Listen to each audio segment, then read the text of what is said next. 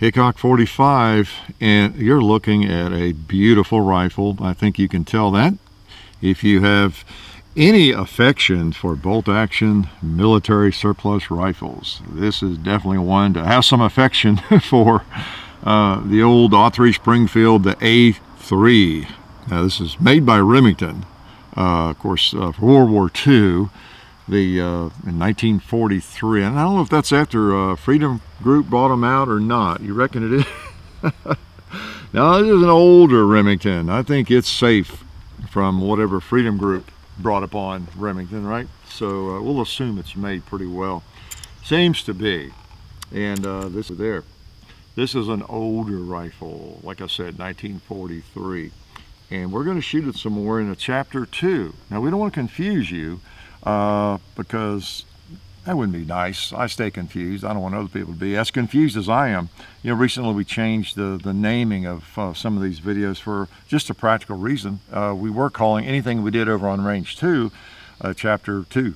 You know, brought the gun out again. And I realized, wait a minute, okay, yeah, it's great. Shoot it at smaller targets, different kinds of targets, but I'd kind of like to bring it out here and shoot it again sometime. Well, like we do with handguns and some other things. And so we're calling those Range 2, and he went back and renamed them. Okay, so anything done over there with a rifle, it's a Range 2 video. Even if in the video I said this is Chapter 2, that's okay, we can live with that.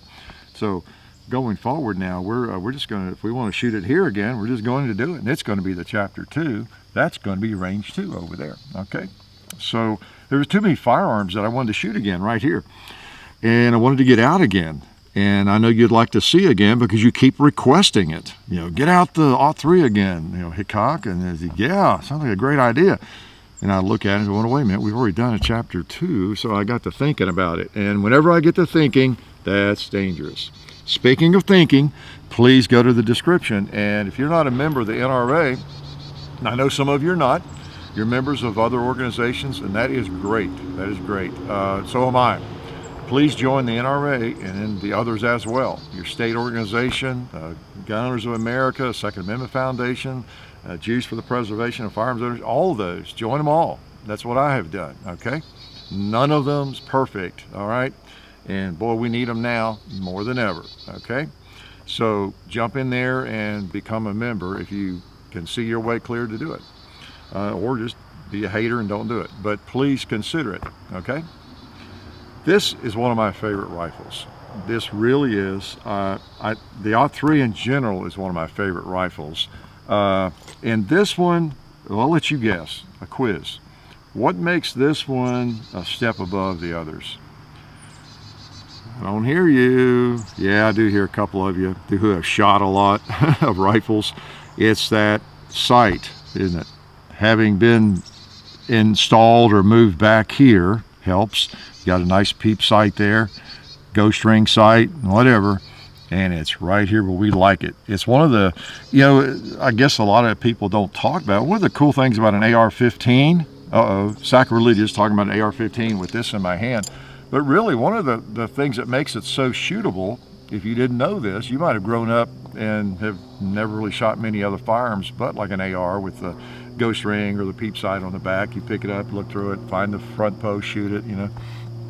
And but it's such an improvement over just having a blade up here somewhere like an AK typically, and they're kind of hard to focus on sometimes and all that. Well, having a ghost ring or a peep sight back here closer to your eye and in a good front sight blade or whatever post, it just makes a firearm, a rifle, more shootable, I think, for most people. Now, there are exceptions. Some people prefer a blade and all that, a buckhorn sight or whatever, but boy, I just really like this, and it makes it wonderful to shoot. Speaking of that, why don't we shoot some, okay? Shooting some of this Federal, what is it, 150 grain full metal jacket. Got a little fusion there on my shoot. I have it loaded, and so I'm going to put one in the chamber, and I think I'll just start out blowing something up since I have some power in my hands, like that bucket right there. I just felt the need to do that, you know. So now let's go over to the square shootsomesteel.com target. See if I can hit it. You know what I was going to, well, I'll wait and do that. I was going to put the pad on my shoulder, but I'll make do without it. Maybe I shouldn't make do without it.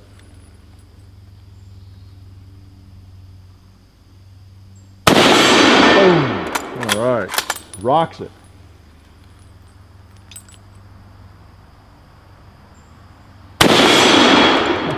.30-06 hits pretty hard. You know, our gong is now AR 500. Why don't we just put one on it? Hopefully it won't damage it. Boom. That's one reason we went ahead and replaced it, so we could shoot it with other things occasionally. I'm not going to just pelt it every day with something that's powerful, but yeah, what the heck? You only live once, right? So yeah, I was going to put this on again, just as part of the information and instruction here. You really don't need this with, you know, typical 150 grain, 160 grain ammo. It doesn't kick that bad, I don't think, that badly. But this gives me the length of pull. I could tell when I was sighting it there, and I almost just brought it down and came over and put that on. When I bring it up, it brings my eye back away from that rear sight and everything. It makes the sights work better for me. That's way more important than any recoil absorption. Okay, so what's that, a limb saver? And that just works well. I think it's a World War II limb saver. Pretty funny, huh? If you have not shot a lot of these old military surplus rifles, you know, get at it. What's wrong with you? And I know a lot of you and young people, you have interest in these, whether it's the Mosin or these, or the Mauser, and maybe it's because you learned about them in video games and you'd like to shoot them. Well, I'm here to tell you, if you enjoy it in a video game, that's fine. You would really enjoy them in real life, you know, non-virtual life, just as much. They're, you know, I mean, I shoot everything from fully automatic to single shots, and I enjoy everything. There's really nothing I enjoy more than these. They're just fun to shoot. So if you think you would enjoy them, you would. Even if you think you wouldn't, you probably would. They're a dream. They really are. And this again, I'll put a link to the first video on it. Was the World War II version of the .03 Springfield. It was used in World War, you know, I and World, well, everywhere. Korea, right on up through, and then World War II. But in World War II, that they started, you know, in the A3 version, they removed the sights on it, and that was really the biggest difference, I guess. And they saw use in World War II. So anyway, let's load him up. Let's shoot a little fusion, you want to? And there's, who knows how many people use these as hunting rifles even. Not that would be all that unusual. So many of them have been sporterized for that. And it's really a nice bolt. If you notice, I'll put the bolt cutoff on. Let's see. It's very smooth. I mean, it's just it's like glass. Locks up well. It's, you know, I think the Mauser might have copied this. This was such a great bolt. Did you get that one? Yeah, before you start screaming at me, that was a joke. Because most of you already know, we actually copied Mauser's bolt design. So this is more of a Mauser bolt, right? So that's okay.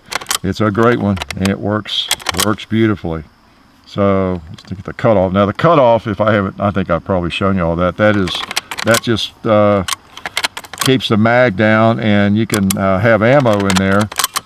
See, now it holds the bolt back, but it keeps it from loading the next round. So if you want to put a different kind of round in or something, whatever, load one round at a time and still have 4 or 5 in there, you can do that. All right. So now it's off. This is where I want it. I'm going to put some in. This is the Fusion. We appreciate Federal furnishing this great ammo. Save my clip. That is a clip, by the way. Let's go there. Let's try the middle plate, red plate. Now I've got my pad on. I don't have as much excuse for missing. I have to come up with another one. I think I'm going low when I miss.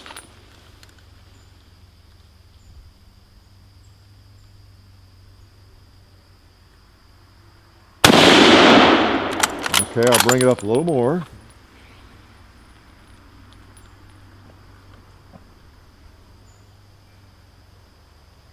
Yeah. Yep, holding low. I'm gonna try the little one.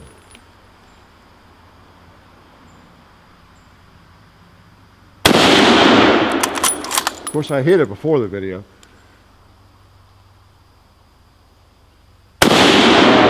I'm jerking the trigger and everything else on that one.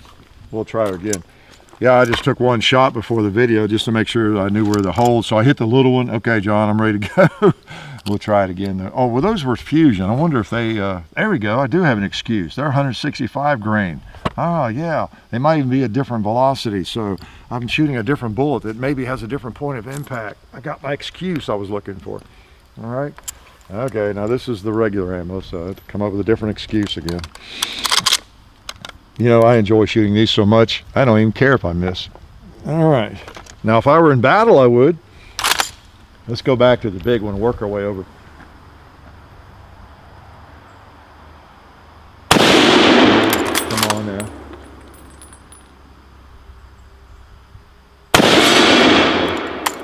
I might have to adjust that, get it up a little bit. All right, I'll try the middle one again.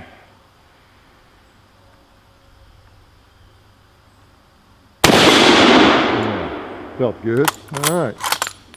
I'll try the little one again.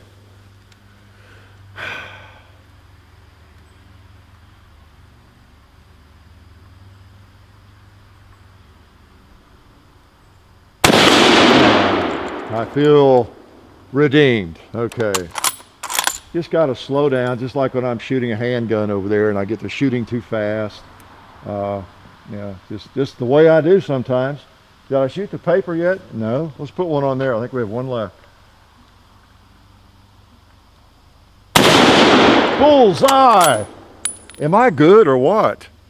I mean, that was a good shot because, you know, even though it's a 30-06, look how far away that is. Is that amazing? Is that amazing? Whoa, man. Yeah, that was amazing. Even without a scope at 7 yards or whatever that is. Oh, man, I'm sorry. A little silly today. I just get, I don't know, extra energy when I've got such a beautiful rifle. And, oh, it's fun. And I will have to shoot it some more. We'll see. If there's anything else, I wonder if there's anything I forgot to tell you about it in the old video, the first video. Probably not. This is just a shoot at chapter 2. Like I said, I'm really pleased that we have changed the names of some of these because there were so many of our firearms I was just wanting to shoot. And I do. I come out and shoot them. And I said, you know, the viewers would probably like to see this again. But what we're going to call it, we don't really want to do a revisit yet. Maybe we just had shot it a month ago or 2 months ago. And it just dawned on it, there was a big gap there. We need to shoot these on this range some more, have some fun with them, and then bring them out because I'm going to do it either way. And I knew you would be upset if I didn't invite you along, okay? So just try and be nice to you. I know it's kind of hard for me to be nice to anybody, but you know what? I've still got a target-rich environment right here. Let's see. And now you do realize I could just push that forward. I'll go ahead and do it with that fall, and I'll pick it up. And here's your safety. So locks up everything. And you know what? I think I had it. Yeah, I've got a clip in my pocket too. Okay, in case I need extra ammo. So boy, that's pretty. That's a pretty thing. Let's. We've got still a target-rich environment right here. So I'm going to take care of some of this. Got the bowling pin or shrapnel. Whoa! Collateral damage. Ah, I see two leaders lined up here. See if I can get 2 birds with 1 stone here. The red and orange. Oh, I did. Just trying to conserve ammo. All right. Better be careful. I don't want to hit my steel here. Get this guy. Woo! Man, 30-06. Powerful round. I happen to have a clip in my pocket. Yeah, it's a rusty one. Look at that. It's pathetic. Why would I have such a rusty clip? Let's just push him down. Let's come up and do a little pot smoking right here. Yeah, and there's the Kentucky 2-liter. Oh yeah, I miss it when we don't have a Kentucky 2-liter. Oh, what else here? What else? Oh, there's a faulty paint can right there. It just won't work. Boom. Take care of him. And I see a pot over here that needs to be smoked.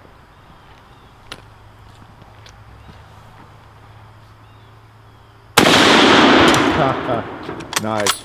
I'm gonna go back to the big old square, shoot some steel target, and shoot some steel.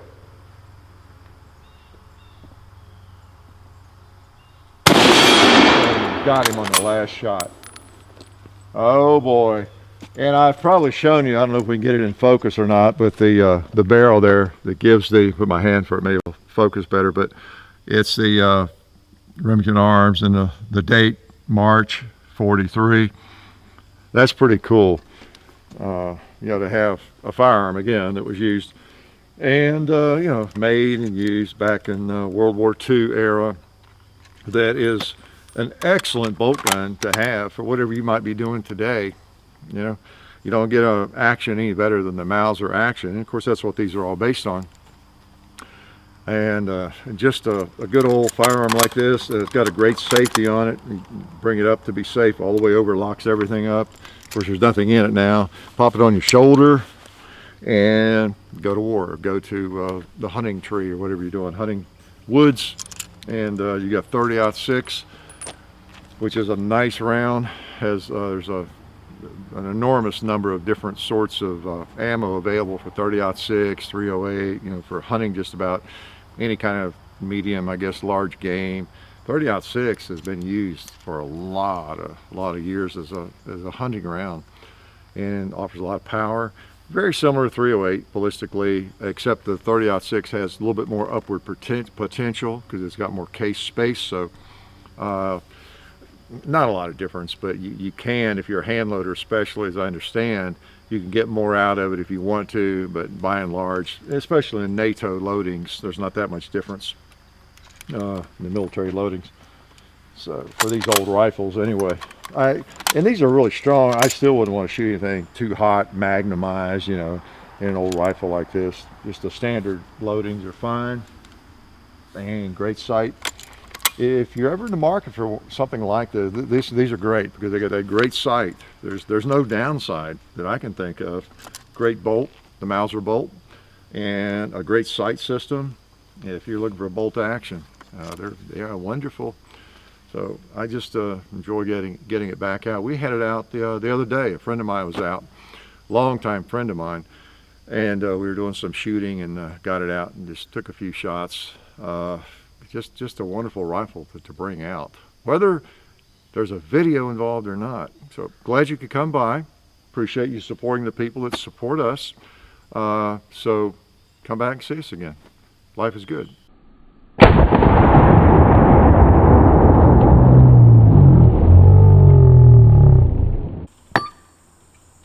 Hi, welcome to the end of the video. It's nice to have you here. While you're here, I want to remind you of our friends over at SDI. Go check them out at sdi.edu. You can get certified in gunsmithing, and they accept GI Bill, and you can also get an associate's degree in firearms technology. So check them out at sdi.edu. Also, some of the new targets you've seen on the range are from shootsomesteel.com, so we appreciate them. And also, you may have noticed a pistol safe on the shooting table occasionally, and that is the Vaultec. You can check them out at vaultecsafe.com. And what else have we got? We got our website. Go to hickok45.com and check out that. You can find all the links to our social media, like the Hickok 45 Facebook and the Real Hickok 45 Instagram. Also the Hickok 45 and Son YouTube channel. You can also check us out on Full 30. Don't forget to do that.